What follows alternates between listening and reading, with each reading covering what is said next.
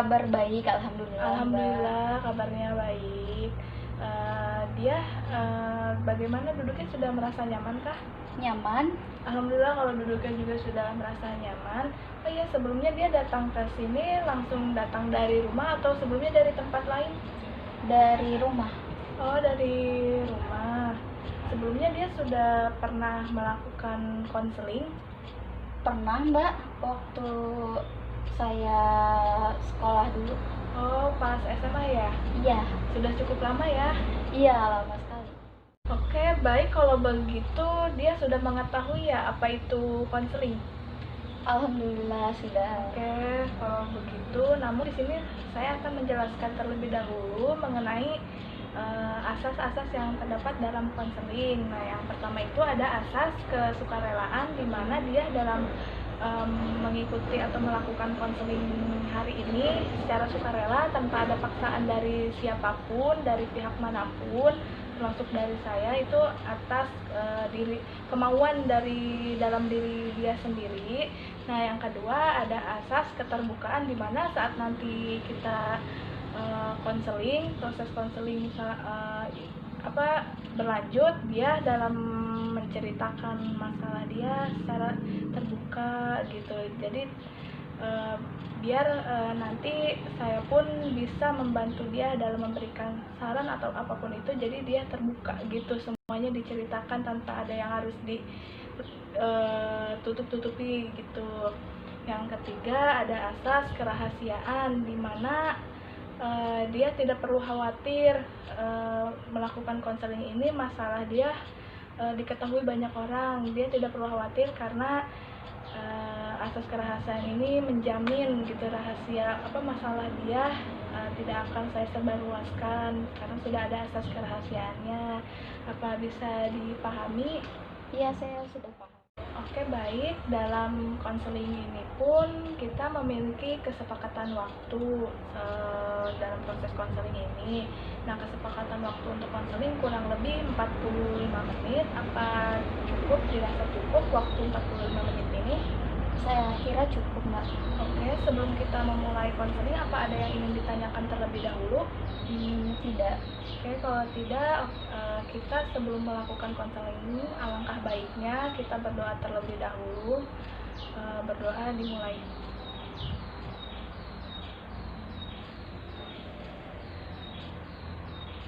Berdoa selesai. Ya baik, silahkan dia menceritakan permasalahan atau keresahan dia saat ini apa. Iya, jadi begini, Mbak.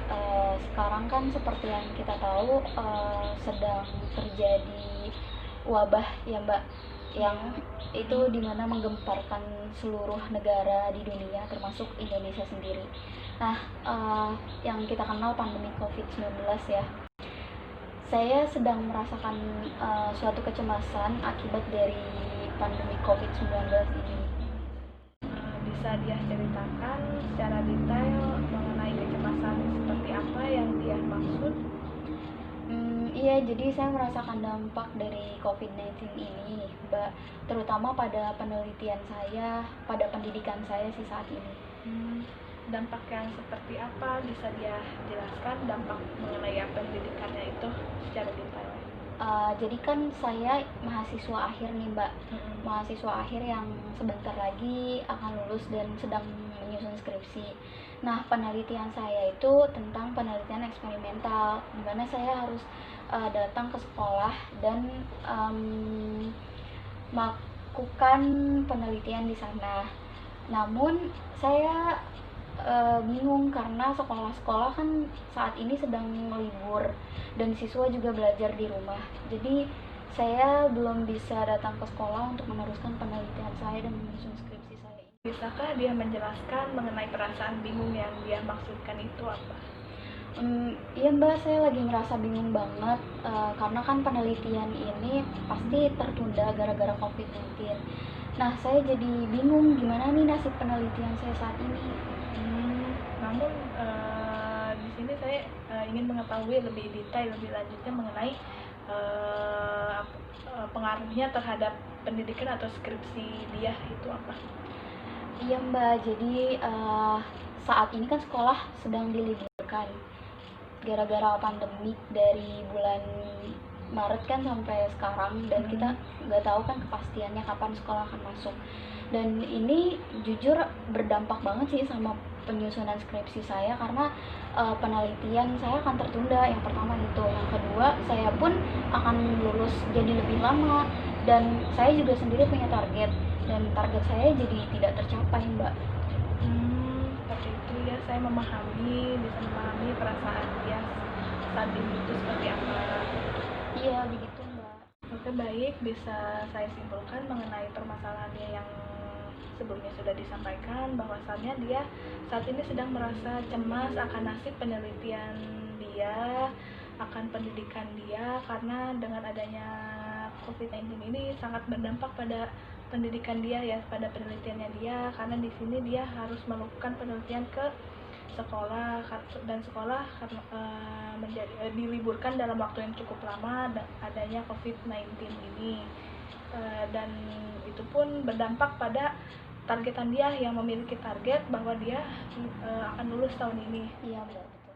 Apakah dia sebelumnya sudah pernah membicarakan hal ini kepada dosen pembimbing dia? Sudah, Mbak, pernah. Lalu tanggapan dosen pembimbing dia seperti apa? Tanggapannya membuat saya lega. Saya disuruh ganti jenis penelitian agar tetap bisa melakukan penelitian. Wah, itu kabar yang baik dia. Tapi di sini saya tidak melihat ekspresi dia bahwa dia senang. Padahal dia mengatakan kabar ini tuh membuat dia lega, tapi saya tidak melihat ekspresi itu di wajah dia. Iya, karena jenis penelitian yang beliau sarankan, yang dosen pembimbing saya sarankan, itu tidak saya pahami. Saya lebih memahami tentang penelitian yang saat ini saya sedang lakukan. Kemudian tiba-tiba saya disuruh ganti jenis penelitian yang saya sebelumnya tidak pernah mengenal itu dan tidak tahu, Mbak. Jadi saya kebingungan sepertinya. Bisakah dia menceritakan ketika beliau menjelaskan metode yang disarankan kepada dia itu seperti apa? Iya, Mbak, jadi dia sempat menjelaskan ke saya mengenai jenis penelitian atau metode penelitian itu. Namun karena waktu itu bertepatan dengan berbuka puasa, sebentar lagi menjelang buka puasa, jadi saya tidak sempat bertanya tentang jenis penelitian yang dimaksudkan dosen saya itu.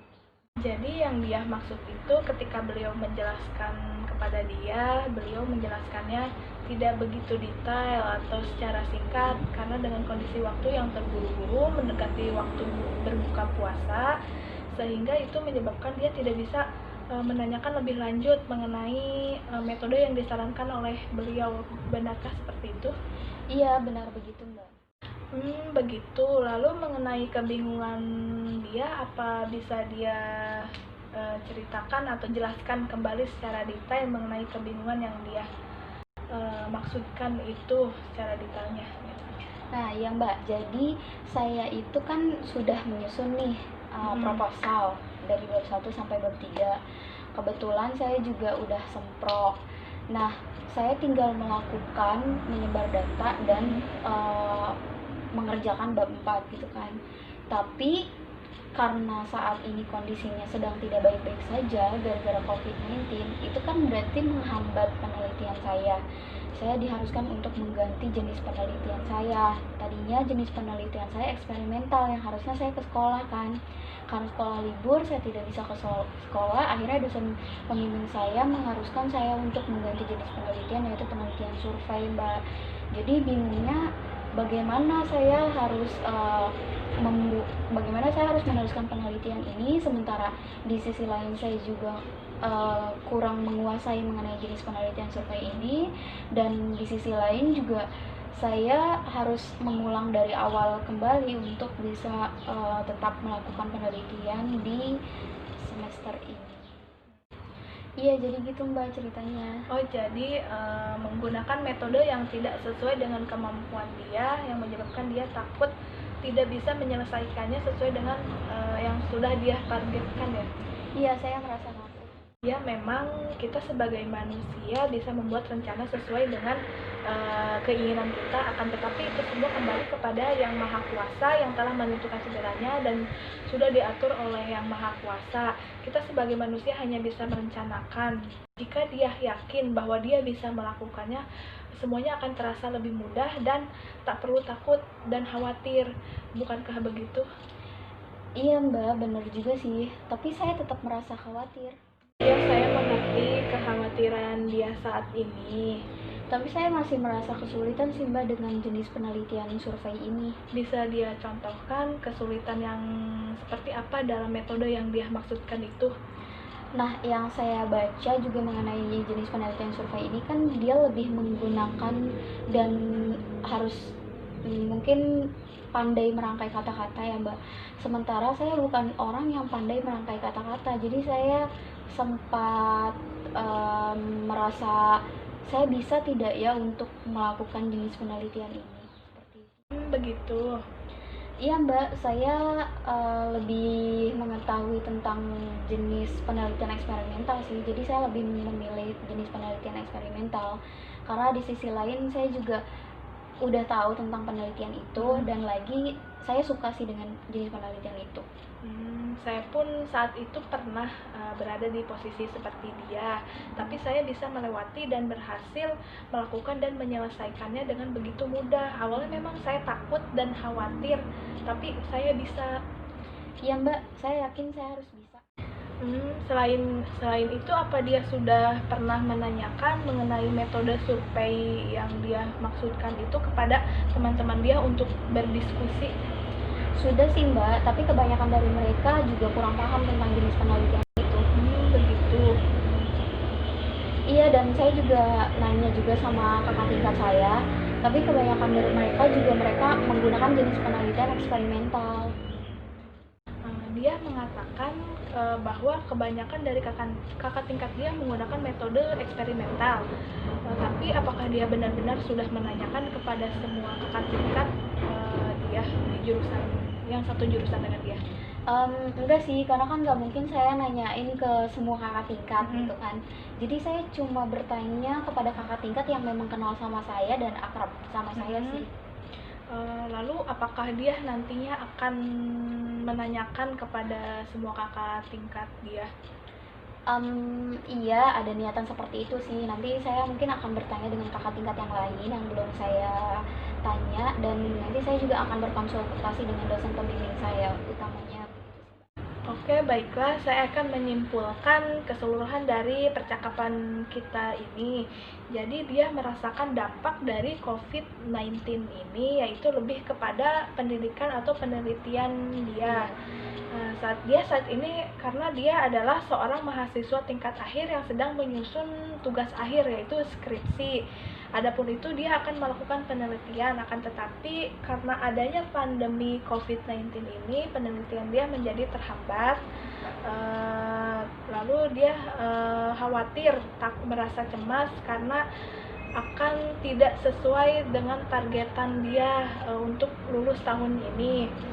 Terus jadi dosen pembimbing dia pun menyarankan dia untuk menggunakan metode survei yang beliau sarankan, namun dia merasa khawatir, cemas, takut karena itu tidak sesuai dengan kemampuan dia, karena kemampuan dia adalah menggunakan metode yang dijalankan ini, yaitu metode eksperimental.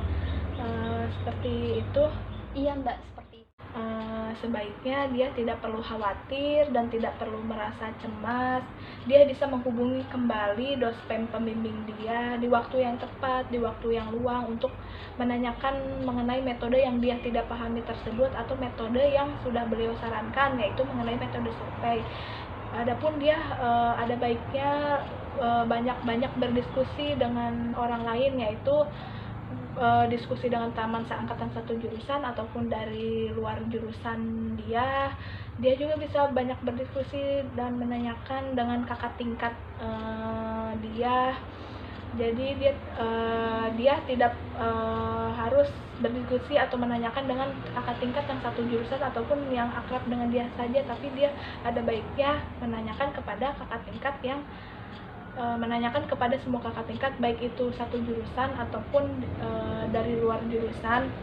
Dengan begitu dia banyak relasi atau banyak jadi lebih mudah paham seperti itu. Adapun dia juga bisa membaca buku, banyak-banyak membaca buku mengenai metode yang dosen pembimbing dia sarankan, ada baiknya seperti itu. Jadi dia lebih mudah paham dengan banyak berdiskusi dan banyak membaca buku, dan terutama dengan menanyakan kembali atau menghubungi kembali dosen pembimbing dia. Baik Mbak. Setelah melakukan konseling ini, apa yang akan dia lakukan? Iya Mbak, sebelumnya saya mengucapkan terima kasih atas pemberian solusinya. Solusinya sangat bermanfaat untuk saya. Mungkin nanti saya akan menghubungi dosen pembimbing saya juga di waktu yang lebih tepat lagi, agar saya juga memiliki waktu yang luang untuk bisa mempelajari lebih lanjutnya mengenai jenis survei ini, dan agar penelitian saya juga tepat berlanjut dan saya tidak menunda kelulusan, terutama pada saat pandemi COVID-19 ini. Meskipun memang adanya wabah ini tidak menghambat saya untuk terus melanjutkan penelitian saya dan lulus tahun ini. Dan mungkin juga saya akan berdiskusi juga dengan lain jurusan, bukan hanya dengan jurusan saya saja, dan akan juga banyak membaca buku seperti yang tadi Mbak sudah bilang kepada saya, membaca banyak referensi, membaca banyak buku-buku, dan juga berdiskusi kepada kakak tingkat saya yang bukan hanya akrab dengan saya saja, tapi yang lainnya juga. Terima kasih Mbak. Oke, baik. Jika dia akan melakukannya, saya yakin bahwa dia akan melewati semua ini dengan begitu mudah tanpa perlu merasa khawatir. Iya Mbak, saya juga harus yakin bahwa saya bisa melakukannya, meskipun memang ini tidak mudah, tapi saya bisa. Oke, sepertinya waktu konseling ini akan segera berakhir. Sebelum saya mengakhiri konseling kali ini, apakah dia masih ada yang ingin diceritakan kembali atau ingin disampaikan? Tidak ada Mbak, sepertinya sudah cukup. Oke, dan dia apakah memerlukan atau membutuhkan kembali pertemuan atau konseling berikutnya, atau sudah cukup sampai konseling hari ini saja? Jika kita bisa atur jadwal kembali jika dia ingin membutuhkan pertemuan konseling berikutnya. Sepertinya untuk saat ini saya belum membutuhkannya kembali Mbak, karena konseling saat ini yang saya lakukan bersama Mbak sudah cukup menurunkan kecemasan saya tentang jenis penelitian dan pendidikan saya akibat pandemik. Mungkin nanti kalau saya ingin konseling kembali, saya akan menghubungi Mbak kembali. Oke, baik dia, jika tidak perlu pertemuan atau konseling selanjutnya. Sebelum kita mengakhiri konseling hari ini, alangkah lebih baiknya kita berdoa terlebih dahulu. Berdoa dimulai.